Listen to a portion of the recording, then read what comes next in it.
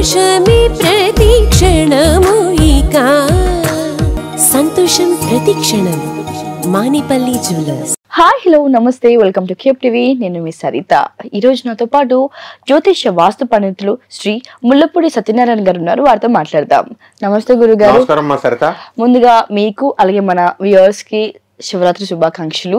అలాగే శివయ్యని ఎంతమంది కొలుస్తూ ఉంటాము. అలాగే ఈ రోజు మరి ప్రత్యేక దినము శివరాత్రి కాబట్టి అసలు శివరాత్రిని ఎలా జరుపుకుంటాం, ఎందుకు జరుపుకుంటాము మనము?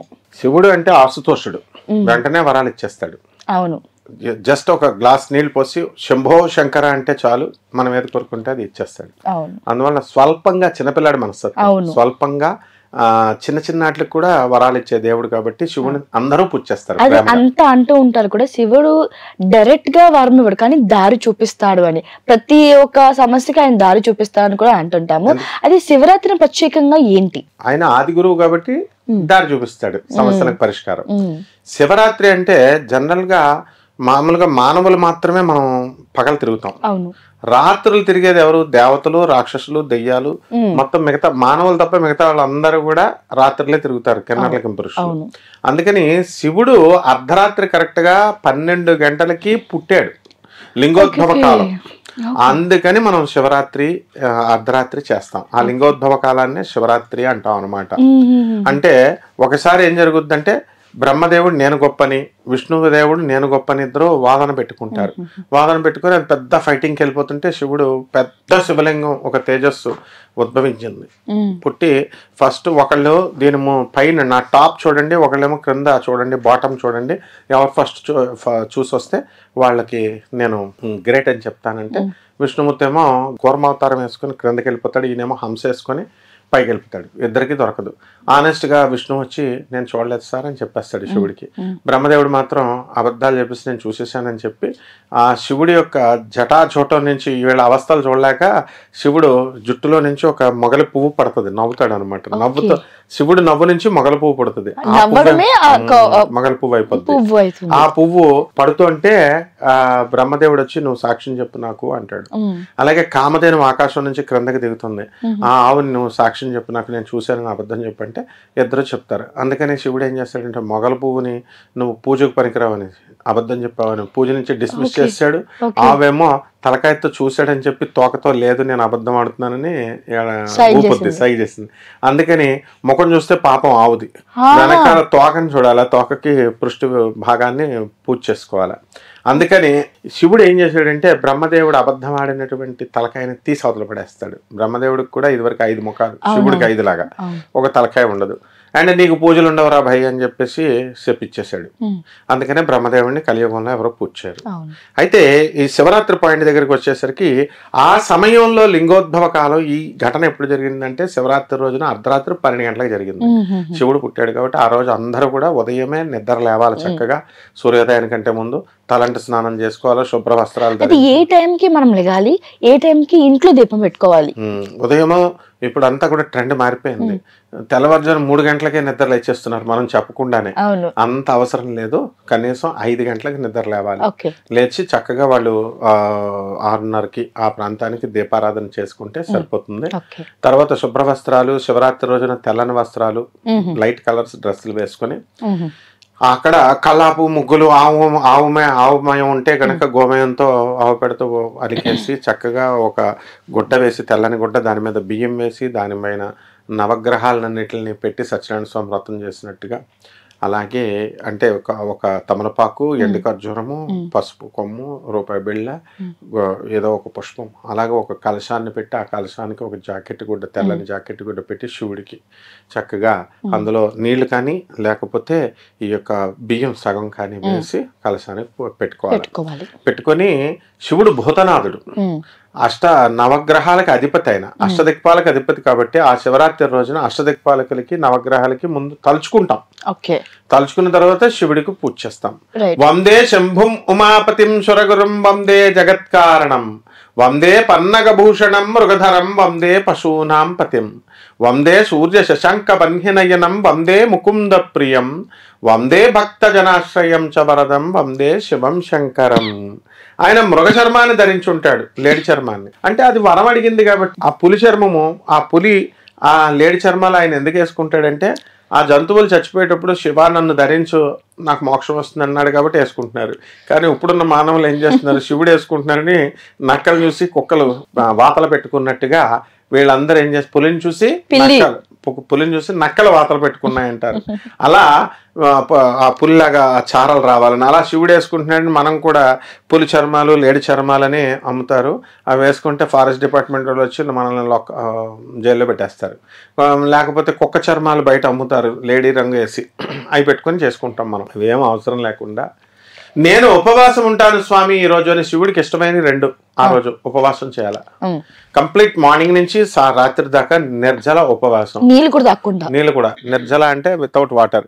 కానీ వీళ్ళు ఏం చేస్తారు, మార్కెట్ లో దొరికే ఫ్రూట్స్ అన్ని కొనేస్తారు అనమాట. కొనేసి రేట్లు భయంకరంగా 1000 రూపాయలు అమ్మేస్తారు అంత రేట్లు. ఈ సందర్భంగా నేను ఈ ఫ్రూట్స్ అమ్మే వాళ్ళందరికీ అరే నాయన మీరు 2000 అమ్మినా కూడా కొంటారు వాళ్ళు, అమ్మేసేయండి అని మనం చెప్పొచ్చు, పోనీ వాళ్ళన్నా బాగుపడతారు.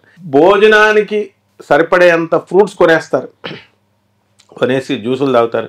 పాపం షుగర్ పేషెంట్లు ఉంటారు, తిండికి ముసలి వాళ్ళు ఉంటారు, చిన్నపిల్లలకు ఉంటారని ఎగ్జామ్షన్ ఇచ్చింది, మీరు తాగండి నాయన అని. ఏమి లేకపోతే ఒంటిపూట భోజనమో లేకపోతే ఫ్రూట్లో తినండి అంటే మన వాళ్ళు ఏకంగా కిలోలు ఫ్రూట్స్ తినేస్తారు. బాగుంది. ఇకపోతే రాత్రి చక్కగా మీరు శివనామస్మరణతో జాగరణ చేయండి. అయితే గురుగారు మీరు ఉపవాసం గురించి మనం మాట్లాడుకుంటే ముందు కూడా అంటే మీరు చెప్పారు ఎర్లీ మార్నింగ్ 5 చేసి 6:30 కల్లా మనం దీపారాధన కంప్లీట్ చేసుకుంటే బాగుంటుందని. అయితే ఆ రోజు ప్రత్యేకంగా అందరూ మాక్సిమం 99% కూడా ఉపవాసం ఉంటారు. ఆ ఉపవాసం ఉన్నప్పుడు ఆ రోజు చాలా మంది ప్రత్యేకమైన రోజు కాబట్టి ఎలాంటి నామస్మరణలు కానీ శివయ్యకి ఎలాగా ఇష్టమైన పద్యాలు కానీ ఇలాంటి పూజలు ఇంకా ఏమైనా చేసుకోవచ్చా? ఓం నమ శివాయ, ఓం నమ శివాయ, నమ శివాయ, ఓం నమ శివాయ. ఇదే ఈ మంత్రంతోనే అర్జునుడు పాశుపతాస్త్రాన్ని సంపాదించి పడేశాడు ఈ చిన్న మంత్రంతో ఇంద్రకీలాద్రి పర్వతం మీద. ఎవరన్నా మనల్ని చేయొద్దని అంటున్నారా? మనం కూడా అలా చేస్తే మనకు కూడా పాశుపతాస్త్రం వస్తుంది. కానీ మనం నిజంగా వస్తుందా శివుడు మంత్రంతో అని మనం అనుకుంటాం. కానీ అర్జునుడు అలా అనుకోలే, నాకు వస్తుంది అని పట్టుదలగా చేశాడు. ఆ విధంగా ఆ రోజంతా కూడా శివుడిని తలుచుకుంటూ ఉండాలి. పార్వతి అమ్మవారు జగతపితరం వందే శివపార్వతులు ఇద్దరు కూడా తల్లి తండ్రి. అవును. కాబట్టి వాళ్ళని తలుచుకుంటూ శివపురాణమో లింగపురాణమో ఏవో ఒక పురాణాలు చదువుకుంటూ ఇక్కడ ఉన్నటువంటి ఆ రోజు రాత్రి శివనామస్మరణతో భజనలు చేసుకుంటారు. ఇదివరకు రోజుల్లో బాగా భజనలు చేసేవారు.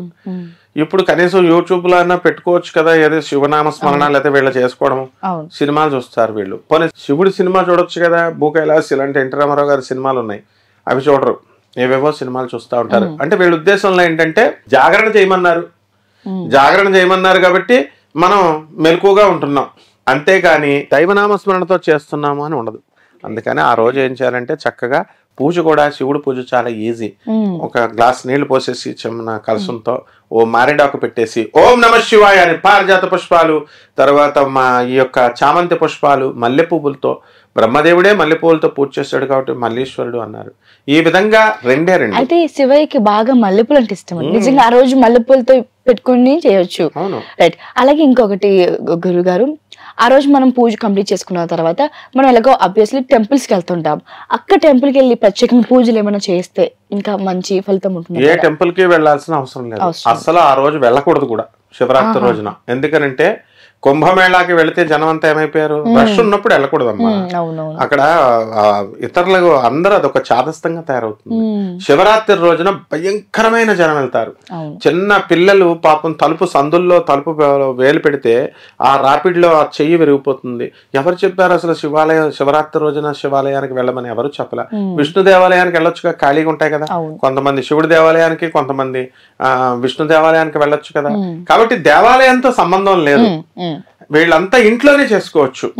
ఆ తర్వాత దాన ధర్మాలు చేయాలా, అనాథ పిల్లలకి, భిక్షగాళ్ళకి, పేదవాళ్ళకి. ఇది మెయిన్. మన స్వహస్తాలతో వండి పెట్టాలి. అన్నదానాలు చేయొచ్చు, భూదానాలు, స్వర్ణదానాలు, వస్త్రదానాలు, ఏ కావలసిన కాఫీలు, టీలు కూడా దానాలు చేయొచ్చు, ఏ దానమైనా చేయొచ్చు. చివరిగా మనం ఉపవాసం ఉంటాం కదా గురుగారు, అది ఏ టైం నుంచి ఏ టైం క్లోజ్ చేస్తే బాగుంటుంది? క్లోజ్ చేశాక ఎలాంటి ఆహారం తీసుకోవాలి? అర్ధరాత్రి కరెక్ట్ గా 12 గంటల దాకా ఏం తినకూడదు. ఉదయం పొద్దున్న బ్రహ్మ ముహూర్తంలో నిద్ర లేచినప్పటి నుంచి 5 గంటలకు లేచిన వాడికి 5 నుంచి తెల్లవారుజాము 3 గంటలకే లేచేవాడు, 3 గంటల నుంచి అర్ధరాత్రి 12. మర్నాడు 12 గంటల 1 నిమిషం నుంచి కుంభకర్ణుడి లెవెల్లో తినేయచ్చు, అందరూ తినొచ్చు. ఆ మర్నాడు నుంచి ఈ ఉపవాసం అంతా పోయి ఫ్రూట్స్. అందుకని దీన్ని కూడా తిండి తినే విధానం కూడా ఉంది. వీళ్ళు డైరెక్ట్ తినేయకూడదు. వీళ్ళు ఏం చేయాలంటే ముందు నింబు వాటర్ బాగా తాగాల, ఉప్పుతో కలుపుకున్న నింబు వాటర్. మోషన్ అవ్వాలా, అయిన తర్వాత ఒక స్టాప్ చేయడానికి ఒక అరటిపండు తినాలి, తర్వాత కిచిడి తినాల, ఫ్రూట్స్ అవి. ఇది పద్ధతి. ఈ రకంగా చేస్తే తెలిసి చేసినా తెలియక చేసినా మారేడాకు మహాభక్తులందరికీ కూడా మనకి మోక్షం వచ్చింది. మనం కూడా స్టార్స్ అయిపోతాం. మనం కంపల్సరీ శివపురాణంలో లింగ పురాణంలో చెప్పబడిందమ్మా. రైట్. ఈ చివరికి ఇందాక చెప్పారు వస్త్రం గురించి. ఏ కలర్ లో వస్త్రాలు వేసుకోవచ్చు? తెలుపు రంగు వస్త్రము, లైట్ కలర్స్ వస్త్రాలు మనం దానం చేసుకోవాలా, అవే ధరించాలా.